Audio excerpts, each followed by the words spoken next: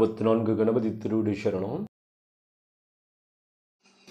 வணக்கம், நான் உங்கள் லோகநாதன்.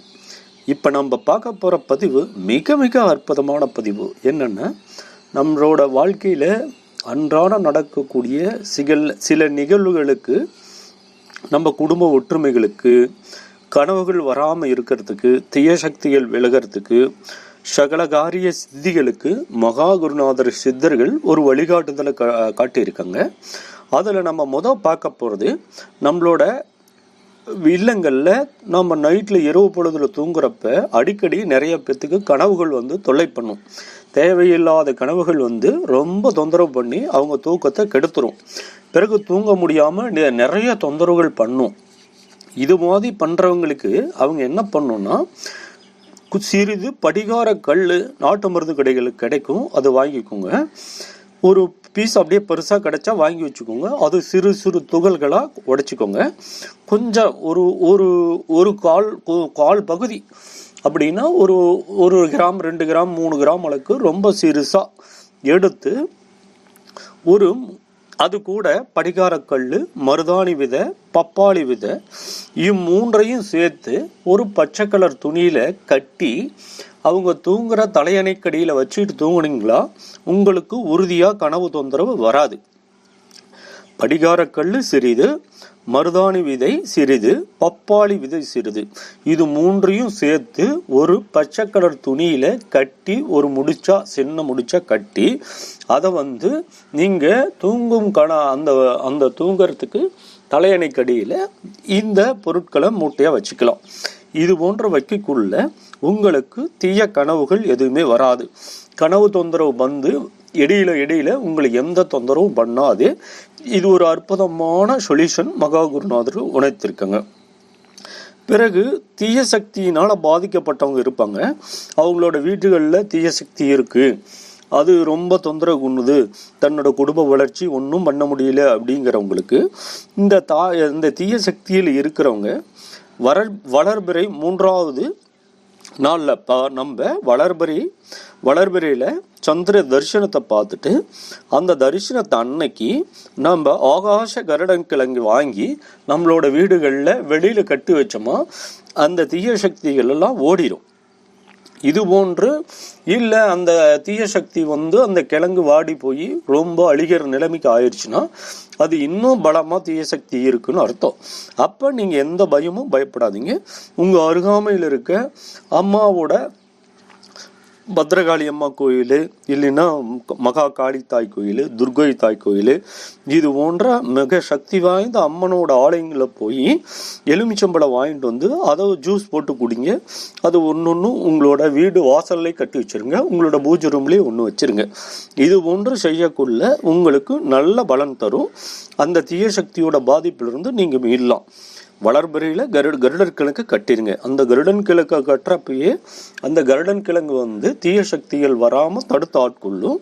அந்த கருடன் கிழங்கு அழுகிற ஸ்டேஜ் இந்த மாதிரி வாடி போச்சுன்னா, இது போன்ற அம்மன் இருக்கிற அருகாமையில் இருக்கிற அம்மன் கோவிலில் போய் நீங்கள் பரிகாரம் பண்ணிக்கோங்க. சும்மா எலுமிச்சை பழத்தை வச்சு உங்களால் இயன்ற அளவு ஆத்மார்த்தமாக எங்கள் வீட்டில் இருக்கிற பிரச்சனையெல்லாம் தீர்த்து வைங்கன்னு வேண்டிக்கிட்டு அந்த பழத்தை வாங்கிட்டு நீங்கள் குடும்பத்தார் அனைவரும் ஒரு ஜூஸ் போட்டு சாப்பிடுங்க. இது போன்ற செஞ்சிருங்க. அந்த தீய சக்தி பாதிப்பிலிருந்து படிப்படியாக நீங்கள் வெளியில் வந்துடலாம்.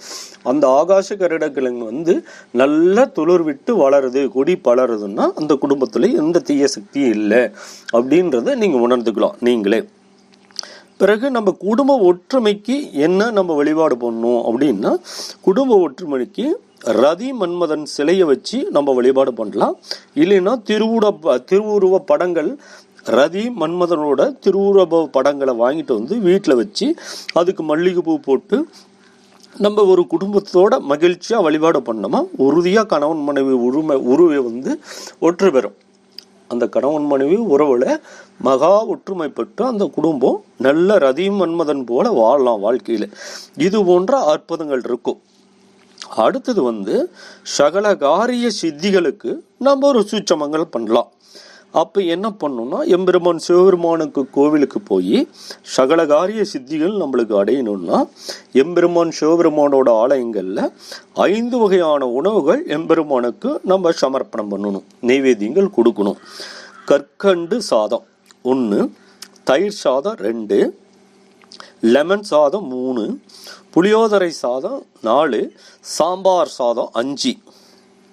இவைகள் எல்லாத்தையும் திங்கக்கிழமை நாளாக பார்த்து செலக்ட் பண்ணி மகாகுருநாதர் சிவபெருமானோட ஆலயங்களில் போய் வழிபாடு பண்ணி நம்ம இது போன்ற அற்புதங்கள் நடத்தணும். நம்மளை சகலகாரிய வெற்றி தரணும்னா என்ன பலன் கிடைக்கும்னா, நீங்கள் ஒரு திங்கக்கிழமை நாளில் செலக்ட் பண்ணி நம்ம அருகாமையில் இருக்கிற எம்பெருமான் சிவபெருமான் கோயிலுக்கு போயிட்டு 5 வகையான உணவுகள் கொஞ்சம் கொஞ்சமாக சமைச்சா கூட போதும்.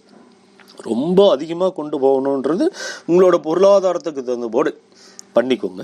இதில் அந்த கற்கண்டு சாதம், தயிர் சாதம், லெமன் சாதம், புளியோதரை சாதம், சாம்பார் சாதம் இது 3ம் படைத்து எம்பெருமானுக்கு அந்த திங்கக்கிழமை நாளில் நீங்கள் நெய்வேத்தியங்கள் கொடுத்து அந்த நெய்வேத்தியங்களை பிறருக்கும் கொடுக்கலாம், நீங்களும் எல்லோரும் குடும்பத்தாரும் சாப்பிடலாம். இது போன்ற சாப்பிடக்குள்ள உங்களுக்கு சகலகாரிய சித்திகளும் நடக்கும். அது போன்ற என்னென்ன காரியங்கள் உங்களுக்கு நல்லபடியாக நடக்கும்னா, எதிரிகள் உங்களை பார்த்து இனி எந்த தொந்தரவும் பண்ண மாட்டாங்க. எதிரிகளால் எந்த பிரச்சனையும் வராது. உங்களோட குழந்தைகளோட படிப்பு நல்லா இருக்கும். உங்களுக்கு வேலை இல்லைன்னா நல்ல வேலையாக அமைச்சு கொடுப்பாங்க. அற்புதமான விஷயங்களை உங்கள் குடும்பங்களில் படிப்படியாக நடத்தி கொடுப்பாங்க.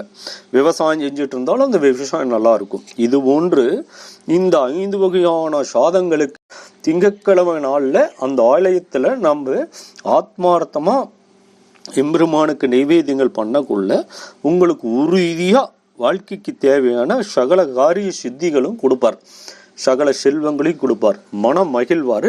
இது போன்ற அற்புத சூட்சமங்கள் எல்லாமே நம்ம மகாகுருநாதர்கள் நம்மளுக்கு உணர்த்திய வழிகாட்டுதல். இது எல்லோரும் நம்ம செஞ்சு பயன்பெறுவோம். இது ஒரு அற்புதமான பதிவு, எல்லோரும் பயன்படுத்தி பயன்பெற வேண்டும். ப்ளீஸ் சப்ஸ்கிரைப் கணபதி ஆன்மீகம்.